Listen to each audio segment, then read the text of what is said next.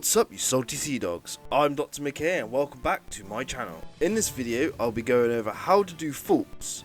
The video will be split up into sections that cover each category of this guide. The categories along with timestamps are 1. Locating a fault, 2. Approaching the fault, 3. Parking at the fault, 4. Waves of skeletons, 5.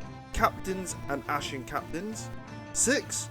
Fault skeleton lord, 7. The fault key, and 8. The treasure. These are the categories I'll be covering in this guide, so feel free to skip to the ones you don't know or watch them all, the choice is yours. So with the intro out the way, let's get started. Tip number 1.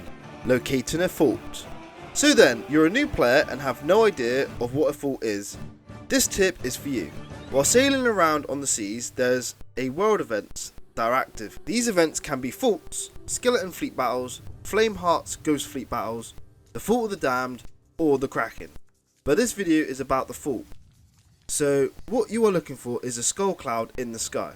The skull cloud will be floating above an active fault with flashing green eyes. What you should do is position your ship facing the fault and then check your map and see which of the faults it is. Also, going back to the skull cloud, the fault of the damned also has a skull floating in the sky, but it's more dark and has red eyes, plus it'll be over the fault of the damned anyway. This fault will have been activated by another crew, so if you lack the skill, I would avoid, but the loot from the fault of the damned is probably 4 times as much as a regular fault, so just keep that in mind. Tip number 2. Approaching the fault. Right then, you're heading straight for the fault. The first thing you need to do is check for any ships that are parked up or sailing towards it.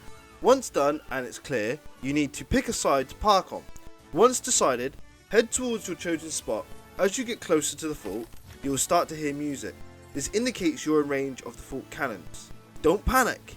As you approach, just make sure you're on course for your parking spot, which should be up close to the side of the fault. Now, the cannons are shooting at you. Run below deck and repair the holes, while constantly checking the distance to the fault. Once close enough, run up and drop your anchor before hitting the island. Which brings us to the next tip. Tip number 3. Parking at the fault. Right then, you have dropped your anchor and stopped next to the fault. There are 2 scenarios that could happen here. 1. No cannons are shooting you, or 2. You have cannons shooting you.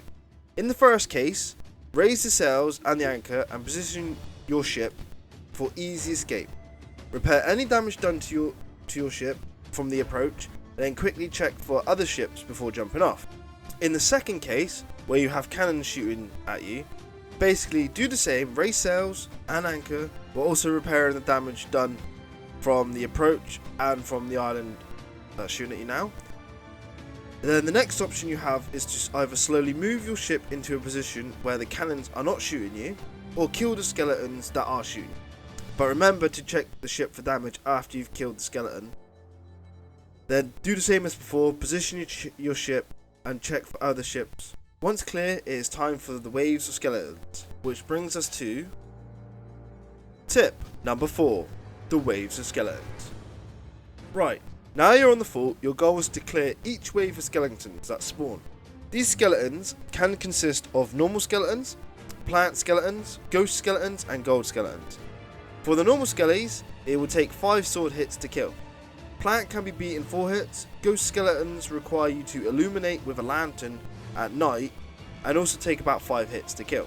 And the gold skeletons, your best option is to throw firebombs at. But if you don't have any bombs, the only effective way to kill the golds are with guns. So, right, now you're familiar with each type of skeleton. Now for the weapons they use. The weapons they have are nothing, cutlass, pistol, or blunderbuss. And some of them have gunpowder barrels as well. So just assess the situation and kill the high risk skeletons first. The order I target are gunpowder barrels first, pistols, then blunderbuss. The melee skeletons are easy to avoid and to kill, so focused on the ranged skeletons first. You also have between 10 to 12 waves of skeletons before the first captain. So with that, the next tip is tip number 5. Captains and ashen captains. So you have cleared the waves Then all of a sudden, you have a skeleton with a red name and is dressed more fancier than the others. This is your first captain. It takes a lot more sword hits to kill this one, but still is pretty easy. After you've killed the captain, it will drop a villainous skull. Pick it up and place it by the vault door for safekeeping. The next wave straight after will spawn 2 ashen captains with red names, but in addition to their names is their appearance, which is all fiery looking. These are about the same as the other captain to take down, but they drop unique items upon their defeat. The Ashen Keymaster will drop an Ashen Key, and the Ashen Guardian will drop a note which is an X marks the spot map for the vault, which gives you an Ashen chest. Both Ashen Guardians drop villainous skulls as well, so place each of the skulls by the vault door for safekeeping as well, along with the key. And now it's time to get ready for the boss of the vault. Tip number 6. Vault Skeleton Lord.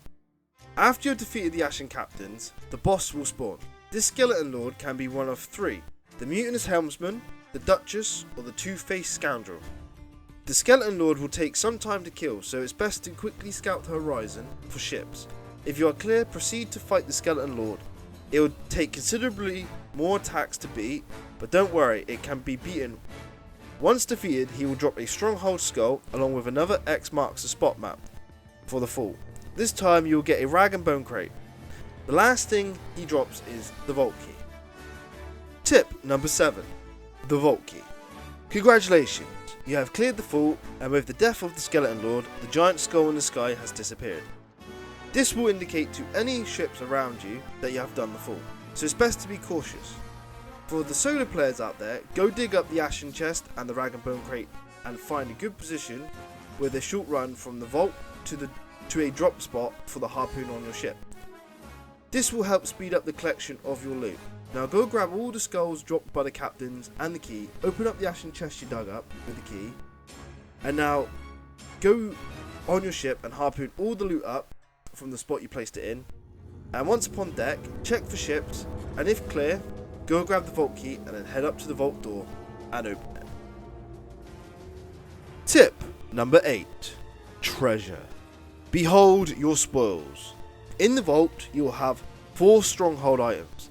These are the skull, the chest, and bone dust, along with the mega gunpowder barrel. These are the most valuable items in the vault. The other loot you'll find are an Ashen chest, various skulls, chests and merchant crates, along with small trinkets and a couple other gunpowder barrels. Start by taking the stronghold chest, skull and bone dust, leave the mega keg till last. Then bring them on your ship. Once you have brought them on your ship, have another check for ships. If still clear, proceed to collect all the loot by running it from the vault to the harpoon spot. Once all are at the spot, minus the mega keg, harpoon it all onto your ship. Then do a final ship check.